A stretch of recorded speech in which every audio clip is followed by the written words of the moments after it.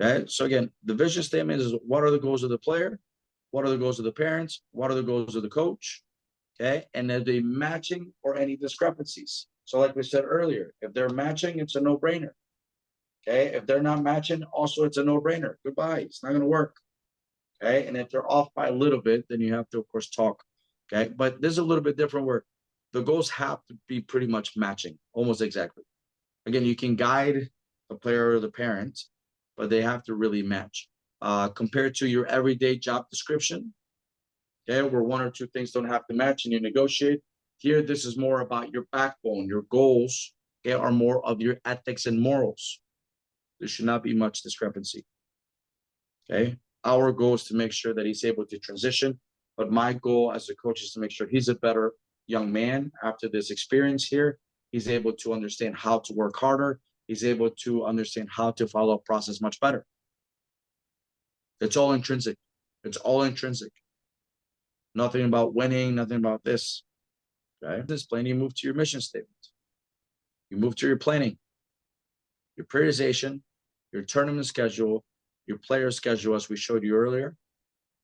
Okay. And that truly now is going to be the foundation of what you give them, whereas now tactile is tangible. They can touch it. Okay. And this now takes us to something like this. And we'll finish with this. So this is now his training schedule for the week. Everyone's very familiar with this. Of course, he has not seen Sean books. Okay. But we now start working with the tactics. He's working baseline to baseline. He's working on depth and direction.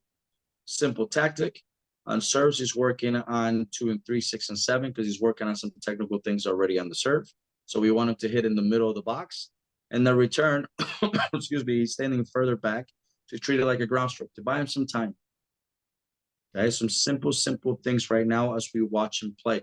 Because my job also as a coach is, especially this first week, okay, he's really been here now a week, is to understand how he plays. I need to first be, in a way, the student. I need to understand what he's doing. I need to see, I need to hear, I need to feel what he's doing before then I can come in with my expertise and say, okay, this is the direction we need to follow. So as you see, the rest of the week is pretty similar, but we have now the 5 phases or the 5 different situations of tennis. So we have baseline to baseline to serve the return. You see on Tuesday, tomorrow, we have baseline to baseline still as priority. Okay, we're working out the return as our secondary concept and the serve as the tertiary. Okay, on Wednesday, we don't even touch the serve and the return. The baseline becomes now second, or sorry, the return we touch, excuse me. The baseline becomes secondary depth and direction, but now the approach becomes the primary objective of that day. And then on Thursday and Friday, they look very similar to what they did on Monday and Tuesday, but the serve takes priority and the return takes priority on Friday. We are doing evaluation through video analysis. For example, Shambuk is a player that's a little older now. We can work on some technical things, of course, but most of his technique is pretty much set. So we can enhance technique, but major changes will not happen. He's 16. Post-puberty, he's been playing since he was 8 or 9 years old. Okay? So right now, this is all evaluation. At the end of the week, you'll see actually how we start adding components to it. And we're going to go through his video analysis on Thursday. Physical, you see the physical here in a second. And the other part is the mental. You want to make sure they have consistency and discipline on monitoring systems. This is something neither of you have seen through me, but this is something we do at a much higher level when it comes to the players, which I'll show you in a second with the monitoring system. His physical training right now, as you see for week 11, is testing. He's going through all the testings, okay, that we have that are tennis specific for him. His testing will look something like this. So actually he's got 8 feet and he's shuffling from side to side as many times as he can. He's got 15 seconds on and then 60 seconds break.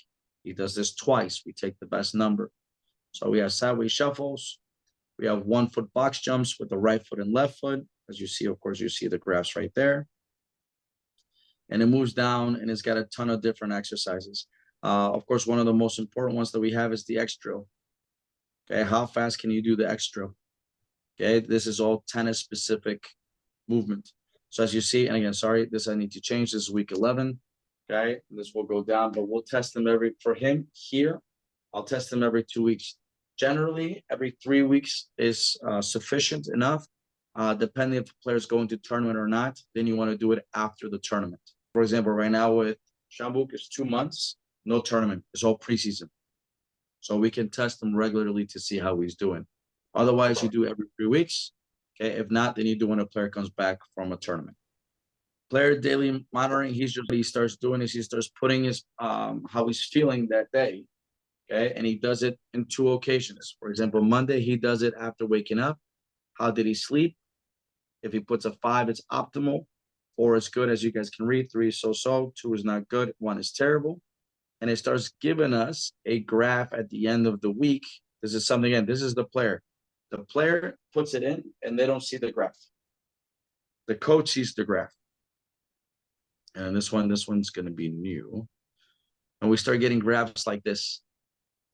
So that's going to now determine our intensity and our volume per day. So we should have a very good idea of what we're going to do. But this then tells us a much better story. So, for example, if we had a high intensity practice, but he got a total of terrible sleep, it might not be a good idea to go into super intense practice. Okay, so again, all this information then is given to us. It looks very, very, very technical. So we need to have, the coach needs to have all those technical and specific. Extremely. And this is something that, again, even Rohan has not seen this. Okay, and there's still levels above this. Okay, where you see the microcycle, where the microcycle is extremely specific, what you're going to be working on. But now we start taking monitoring systems with mathematics, so we understand how to actually apply it to the player, how to push him harder, not push him harder, how to make sure we're able to be dynamic. Because at the end of the day, we're human beings, we're not machines. We're going to break down one way or the other. Okay, so we need information that's going to tell us, you know, this player is in danger of breaking down, slow it down, or this player is feeling pretty good, speed it up and let's go. This at the end, all of this is just information for us to start making better decisions. Okay, questions? And for the sleep and then the mood of the player, all the data will be provided by the player, right? Yeah, Or the so parents can also provide.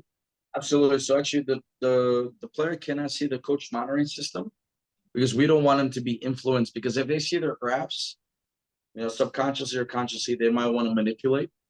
Okay. So once they put a number in here, okay, for example, it goes 4, right away it's going to show up in the coach monitoring system. Okay. This is the framework, right? This is the framework of what we do with any sort of player that we start the journey with them. Okay. All we've done tonight is to set up the framework, and we're going to get even more technical, more specific to this specific player as we go through this month. So the question is, what is next? Okay. How do we actually start training? Okay. Smart goals, which we'll talk about what smart goals are. Okay. And getting back and getting to work. Because at the end, all these guys want to get on the court and play. So you see all this work that we had to do to make sure we prepare it before we put it in the oven and start cooking our dinner or our cake or whatever you wish. All right.